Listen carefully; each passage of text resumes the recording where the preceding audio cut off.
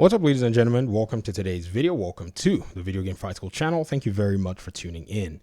We're not even off of this conversation, and a new development about the Wonder Woman game has come to light. This is just a hiring announcement. There's nothing really big here, and we must try our best not to be reactionary and go draw inferences that are not there.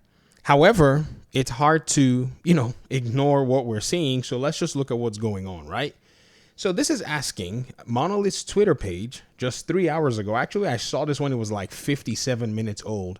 I was just kind of busy trying to help around the house, but I was like, I'm going to come around a video with this because I was looking at it. I was like, whoa.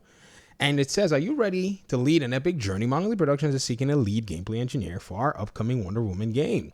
Could you be our ideal superhero?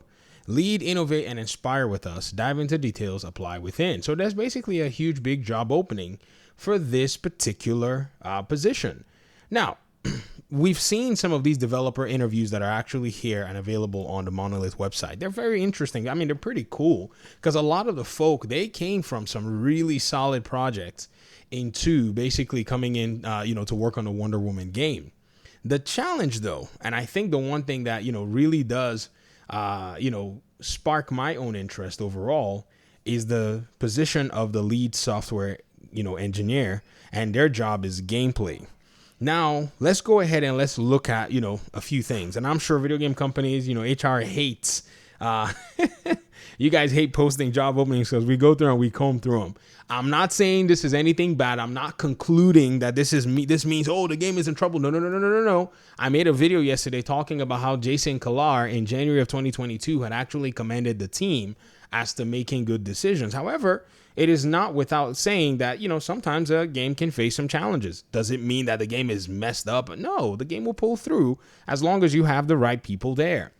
All right, so let's look at the job and let's look at its, basically what you're going to be doing. I already suspected what this job was going to be, but what it wants you to do is the daily, right? C++ code in a data-driven proprietary engine. So Monolith has their own in-house engine. It's a C++ engine. You could tell the way the engine does stuff.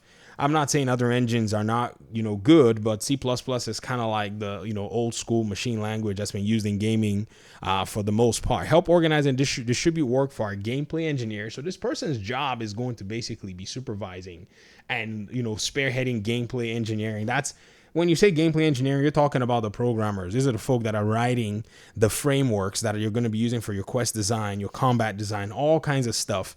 This is going to be built by these folk. Collaborate closely with design and art and to build core gameplay experiences. Communicate to other teams and senior leadership the current status of feature work. So here's how it goes. The designers are like, hey, man, we want Wonder Woman to be able to do this really cool thing.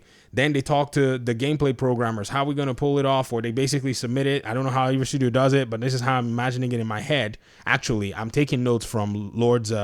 What's the name of that game? It's not Lords of the Fallen. It's the other Souls-like game that came out that year by CI Games, Mortal Shell. So they pass that on to their lead gameplay programmer, who comes up with some ideas, the animation team, and all of the above. They collaborate and they basically are able to build the feature. Write concise documentation for code and complex systems. This is a big deal in case somebody leaves. Somebody else can come in and say, oh, this is where you stopped. This is what your code is doing, so that everything is not a mess. They want 6 years professional experience in C++, proven leadership and communication skills, knowledge of 3D math commonly used in game development, understanding of common game development concepts, prior experience working in a 3D engine such as Unity or Unreal, people management, blah, blah, blah, blah, blah, blah, blah, blah, blah. So it appears that this is just a position to take on leadership of a specific select set of gameplay engineers. Now, when we saw that rumored comment from Greg Miller of Funny Games, it could be that they probably needed a restructure of the team that is writing this fundamental piece of the game. That's one thing about video game development. You have your artists, you have your programmers, you have narrative, you have all of these different unique areas, and they must all work together. So if there is right now a need of a senior lead gameplay programmer, is that what let's look at lead software engineer gameplay, that's what is actually advertised on the Monolith or the Warner Brothers job website that is actually dedicated to this particular job, opening, then it's a very critical role.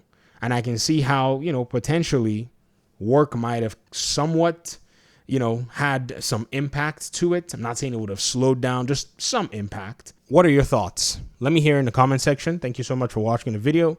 Appreciate you guys' time and audience. Peace out.